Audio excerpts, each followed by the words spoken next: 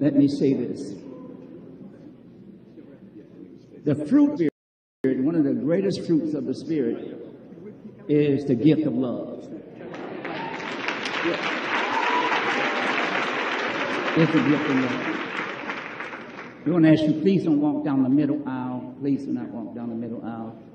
Is the fruit of love. And certainly we need love to unite this country.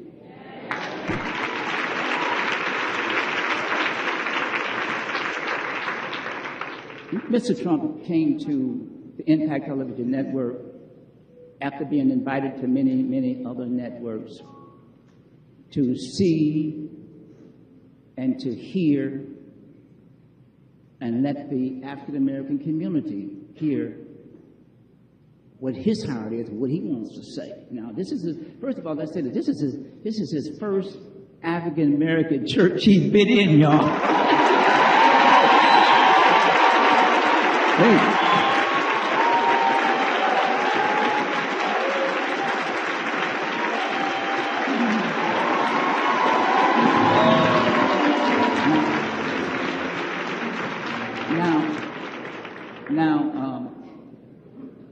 It's a little different than a Presbyterian church he was raised.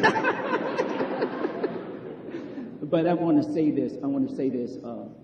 Mr. Trump, in his investigation of wanting to go and fellowship with African Americans, he asked around the country where he should go, and they said, well, Impact has to reach, and also Bishop Jackson is fair. And I want to be able to sit down with African Americans, not only here, but all over this country. But this country must be united.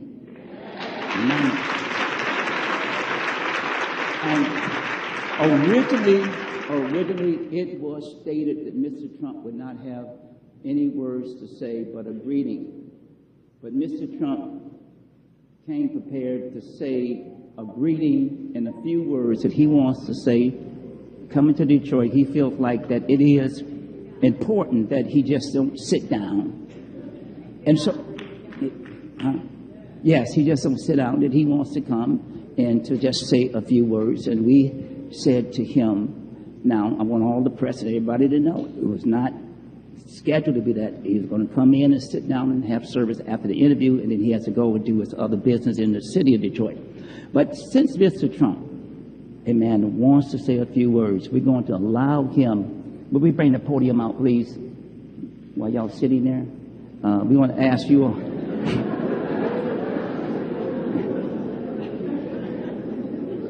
He wants to come up, Mr. Trump. Will you come? And would you stand? Would you stand, Mr. Trump, again? Thank you. Thank you very much.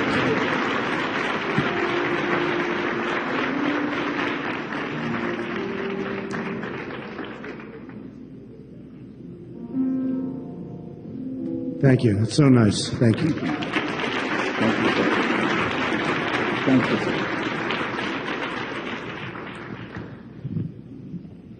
Well, that's so nice. And Bishop Jackson, I want to thank you and Dr. Jackson. And you have some voice, I have to say. Incredible. And some spirit. Some spirit. Ooh. Talent.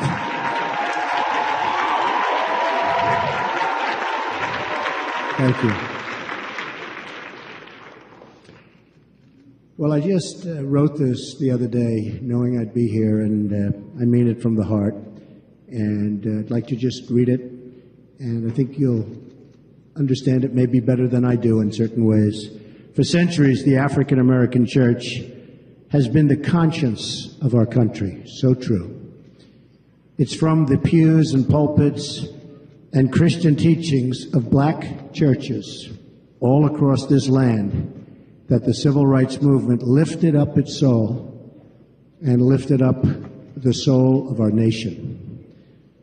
It's from these pews that our nation has been inspired toward a better moral character, a deeper concern for mankind, and spirit of charity and unity that binds us all together, and we are bound together, and I see that today. This has been an amazing day for me. The African American faith community has been one of God's greatest gifts to America and to its people. There is perhaps no action our leaders can take that would do more to heal our country and support our people than to provide a greater platform to the black churches and churchgoers. You do right every day by your community and your families. You raise children in the light of God. I will always support your church, always, and defend your right to worship. So important. I am here today to listen to your message, and I hope my presence here will also help your voice to reach new audiences in our country, and many of these audiences desperately need your spirit and your thought. I can tell you that. Christian faith is not the past, but the present and the future. Make it stronger. We'll make it stronger. And we'll open it up to great leaders like Pastor Jackson, Bishop Jackson, Dr. Jackson, and so many others, and so many others actually sitting here. Darrell Scott, we have, who's phenomenal, who's been with me for so long. Omarosa, who's actually a very nice person, but I don't want to say that, because I'll destroy her image by saying that, right? She's actually a very fine person and a pastor. And I just want to thank all of the folks. And there is somebody that's been very special to me, Dr. Ben Carson, who's been, stand up, Ben. Come here. Come here. This is a great man and a great guy. So as I prepare to campaign all across the nation and in every community, I will have an opportunity to lay out my plans for economic change, which will be so good for Detroit and so good for this community, because we're going to bring jobs back. I will have a chance, thank you, to bring them back. I'm taking them back from Mexico and everywhere else because they're gone. I will have a chance to discuss school choice, which is very important, and how to put every American on the ladder to success, a great education, a great job. But today, I just want to let you know that I am here to listen to you, and I've been doing that. And we had a fantastic interview with Bishop Jackson. It was really an amazing interview. He's better than the people that do that professionally, I will tell you.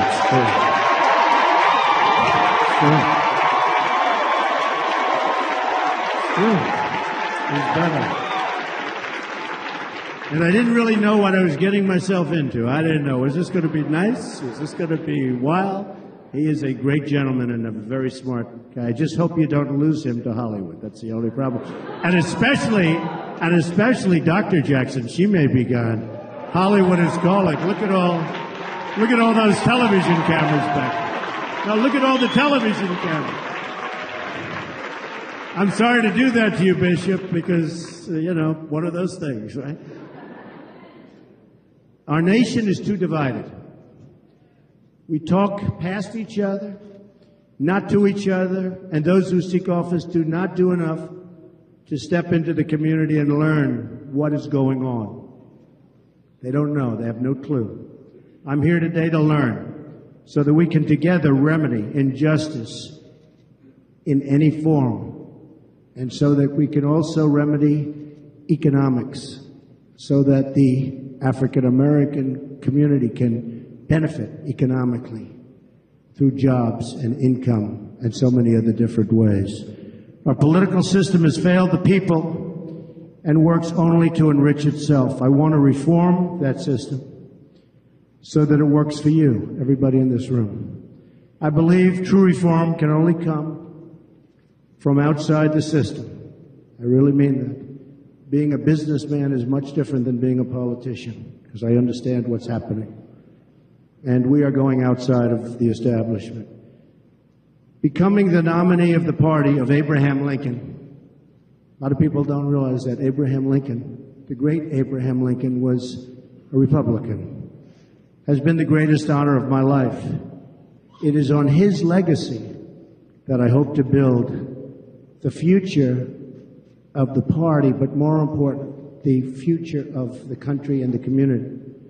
I believe we need a civil rights agenda for our time, one that ensures the rights to a great education, so important, and the right to live in safety and in peace, and to have a really, really great job, a good paying job, and one that you love to go to every morning.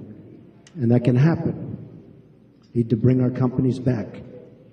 It also means the right to have a government that protects our workers and fights, really fights, for our jobs. I want to help you build and rebuild Detroit, and we can do that, especially with people like Bishop Jackson and Dr. Jackson. I mean that. It's been an amazing experience. It's been an amazing experience. Good. Nothing is more sad than when we sideline young black men with unfulfilled potential, tremendous potential. I met some people this morning that were incredible people, and they're looking for jobs. These are incredible people, young people. Our whole country loses out when we're unable to harness the brilliance and the energy of these folks. We're one nation, and when anyone hurts, we all hurt together, and that's so true. So true. We're all brothers and sisters, and we're all created by the same God. We must love each other and support each other, and we are in this all together, all together.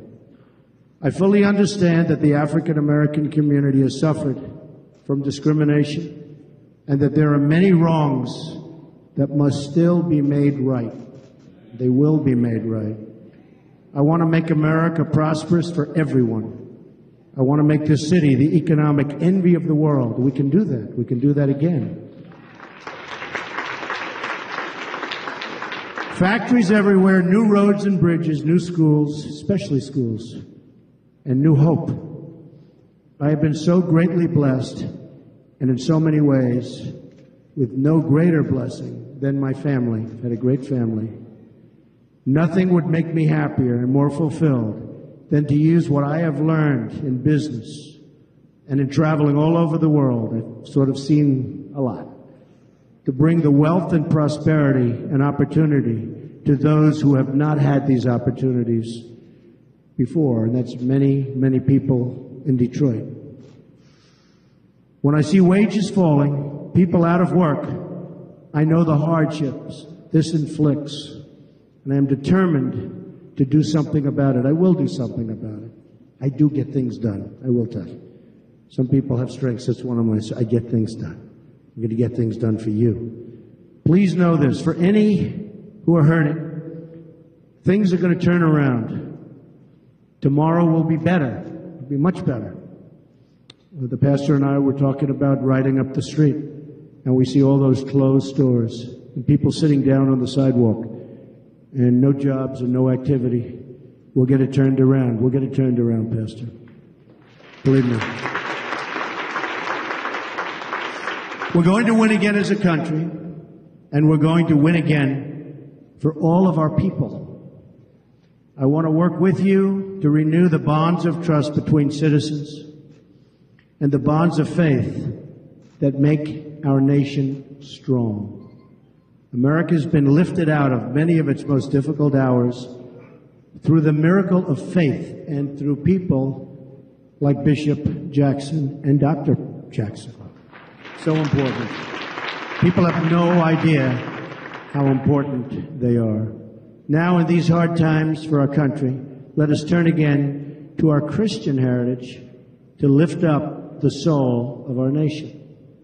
I am so deeply grateful to be here today, and it is my prayer that America of tomorrow, and I mean that the America of tomorrow will be one of unity, togetherness, and peace. And perhaps we can add the word prosperity. Okay, prosperity. I'd like to conclude with a passage from 1 John chapter 4. You know it. See, most groups I speak to don't know that, but we know it. If you want, we can say it together. No one has ever seen God, but if we love one another, God lives in us, and His love is made complete in us. And that's so true. Thank you very much. This has been such an honor. Thank you very much. Bishop, thank you, sir. Thank you. Thank you. Thank you, Bishop.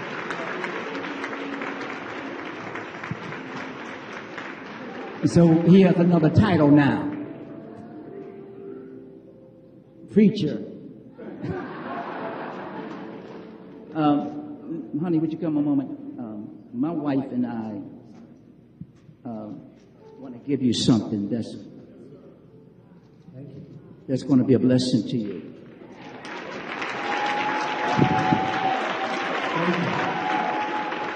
This is a prayer shawl straight from Israel.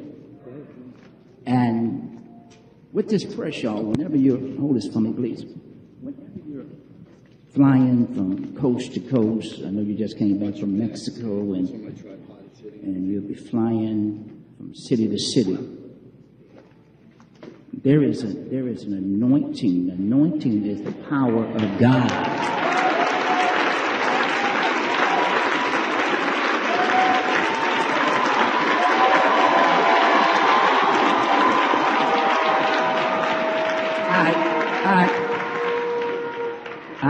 When the woman who had the issue of blood said that I can only touch the hem of Jesus' garment, I was made whole. Nothing else could help her but the power of God. There's going to be some times in your life that you're going to feel forsaken.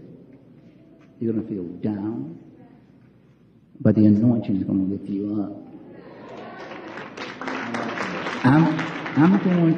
I prayed over this personally, and I fasted over it. And I want to just put this on your mind.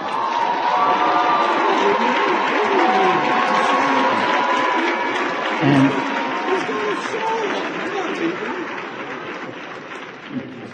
this is the Jewish Heritage Study Bible. And we have it especially for you, and we have one for your wife. Because when things go down, you can study the Word of God.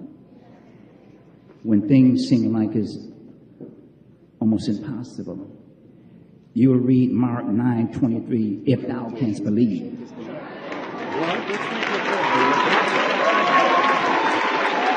All things are possible